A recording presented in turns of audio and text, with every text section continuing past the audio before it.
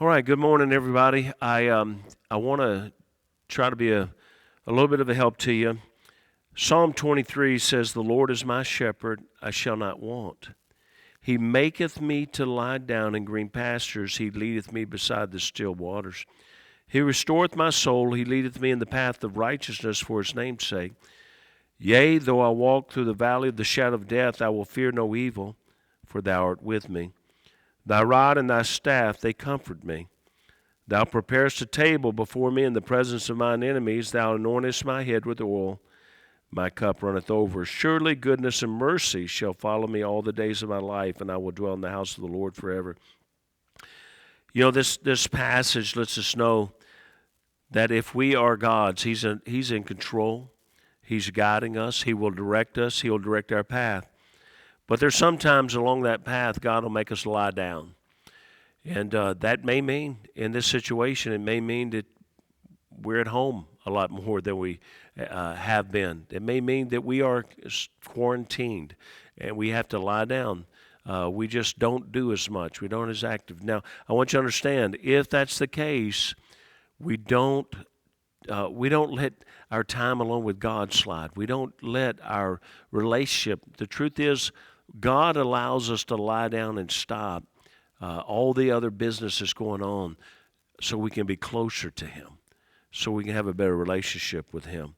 And so when we do that, whatever's going on, it says, "Yea, though I walk through the valley of the shadow of death, I will fear no evil." We may be quarantined, but we need to be close to God, and maybe self-quarantined as some are right now, and that can be lonely and discouraging. But that's an opportunity for us to be closer to God and know that He's got us in His hand and we're protected.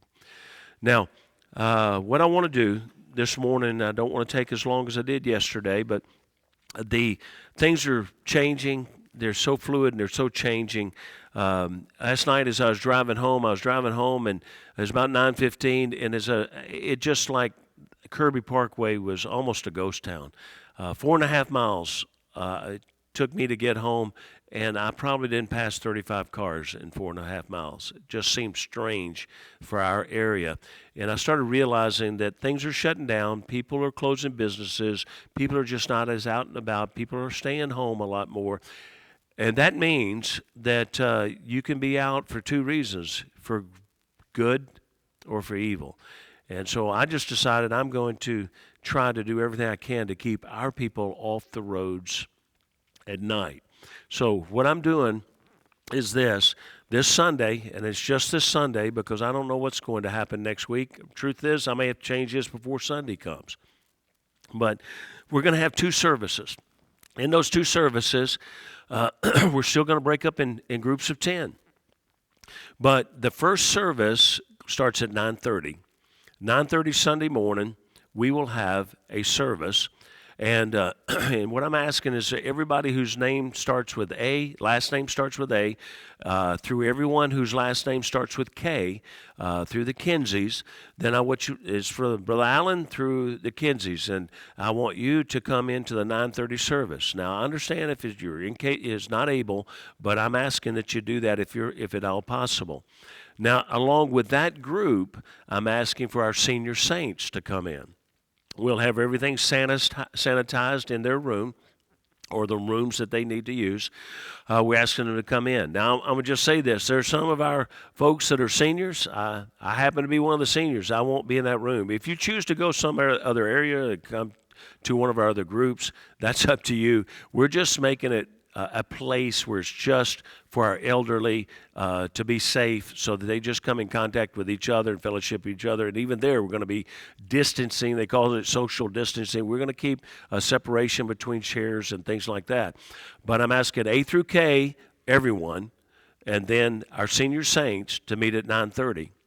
Now, that's going to go to 10:30. At 10:30, we're going to break, dismissed, say our goodbyes. Everybody's going to take off, and at 11:30, That's going to give us basically about an hour, really a half hour to 45 minutes to sanitize things, to go through things, go through the bathrooms, different things like that. And we're going to have a group come at 11:30. Now, at 11:30, of course, they'll take the latter part of the alphabet.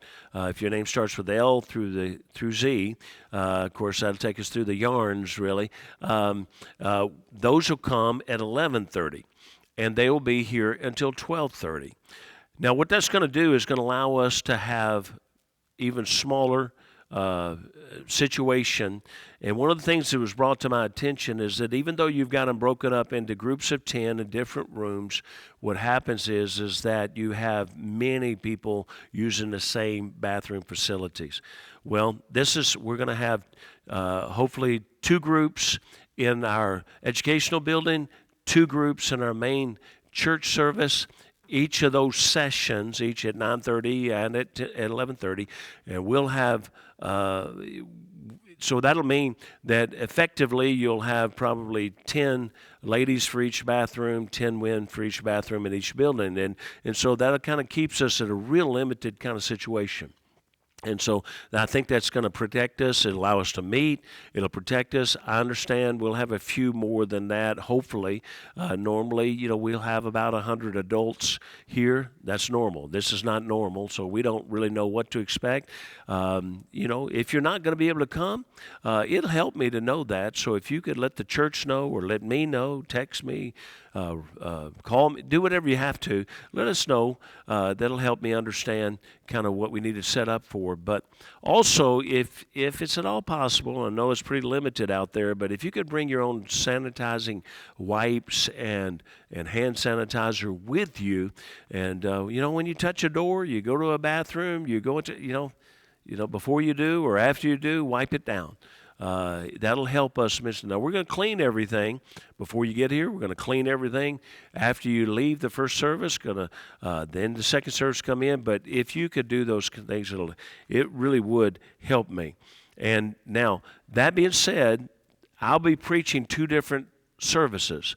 Now, at 9:30, I'll preach a message, and the people that are there for that service can have time to get home, and I would love for you to listen to the 11:30 service. That effectively is going to be our evening service. Now, those that are coming at 11:30, I'm a realist. I think there's a little less possibility or probability that you'll listen to the 9:30 service and then come to the 11:30, but I'm going to ask you to do this. I really challenge you to do this as a family that evening. Sit around and go back. It's recorded, so you just go back to the morning service that you missed, and I'd love for you to listen to that. I think it would be great if you did that, and I think it would be beneficial for you to do that. So you do that. And now we may change before Wednesday. The only thing I need to say is that Wednesday, I'm also going to make a change. We're going to start our service will be at 5:30. Now, I know that means that some people from work and different things will not be able to be here. But, again, it will be recorded. It'll be live streamed, but it'll also be recorded. So people who are at home can live stream it here at Live. People that get off work and you have to go home and can't make it at 5:30, I understand that. But what it's going to allow us to do is people who do come, and we break up in our groups of 10, and we don't break up. They come and they go straight to their groups of 10. And you understand, if you're here Wednesday night, we're doing our dead level best. We're trying to live in favor with God and man. And our president so wisely did not say you cannot meet, and they may have to do that. I don't know. For the sake of the nation, for the health of the nation, it may get to the point that it's just wise for us not to meet. And not because the government's dictating it, but just because it's just wise for us not to do it. But until then, they've asked for 10, groups of 10. We come, you'll be directed out of your car to go to the location, so we're not crossing paths and doing a lot of crossing and interacting. And so we'll do that.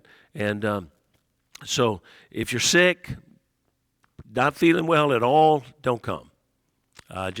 You really should not come. If you're not feeling well at all and you think, well, I just think it's this or I just think it's that, you probably just shouldn't come because we don't know what it is right now. And so it's just better to do that. And so that's pretty much it. I know that's a changing, and truth is, I may have to get on tomorrow or later today and change again. But right now, I really believe this is our best case scenario. Is bringing a smaller group at 9:30, a smaller, than we would if we all met it at one time at 10:45, like the plan was. But if we have 9:30 and 11:30, those are two smaller groups than we would have had if we all met at one time, yet divided. And then also Wednesday, we'll be a smaller group because not as many people will be able to get here from work. But we'll still have a good nucleus of our people that will be able to be here, I believe. And so we'll have a good service, and you'll be able to listen to it after it's all over. Stay positive. I don't know what's next. I don't know what's coming. There's so much going on. But I do know that the cases are increasing. It's not slowing down right now. So they're doing everything they can. I believe our president needs our prayers. I believe our governor of Tennessee, governor of Mississippi, we live in both places, our people do, and the mayors, mayor of Memphis, they need wisdom. And we need to do everything we can to comply in every area we can, yet also do what God has asked us to do. And again, I think we do that as long as we can. There may come a point where it is just not safe for us to gather together. I hope it doesn't. I really do. I hope it doesn't get to that point. And if it does, we just have to deal with it as it comes. And so, God bless you. We love you, and we're praying for everybody.